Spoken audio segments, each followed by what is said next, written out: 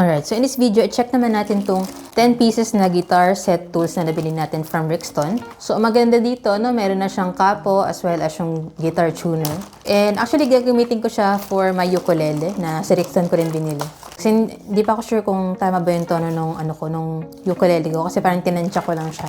So, ito yung kanilang mismong tuner, no? Yan yung sure niya. So, maganda dito, meron na siyang kasama ditong battery. Yan, ito lang yata siya ilalagay. I-slide lang natin. Tapos, I'm not sure kung tama to, pero try natin. Ayan, tama naman siya. Yan, gumana na siya. Oh. So, madali lang siya ilagay, no?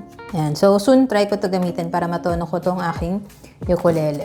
Yan. So, yun yung una niyang kasama, no? Kasi 10 pieces to. And then, next inclusion nila is yung kanilang guitar capo. Yan. So, ito, capo na to, pwede rin siya sa ukulele, no? So, ito, ginagamit siya dito sa, natin, sa fret. Pwede mo siya ipitin na ganyan. Ginagamit to para pwede ka mag-play ng higher keys, no? Pwede niyo pong i-research more about that kasi hindi rin naman ako expert regarding dito sa capo. And maganda sa capo na to, no, meron na rin siyang bridge pen puller dito sa ibaba niya. So, pwede rin siyang gamitin na tool. Ito ba iba niyang inclusions, no?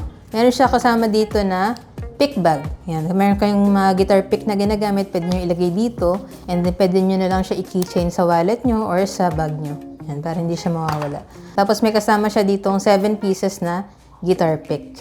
Yan, kung gumagamit kayo ng guitar pick. 1, 2, 3, 4, 5, 6, 7. Yan, 7 pieces.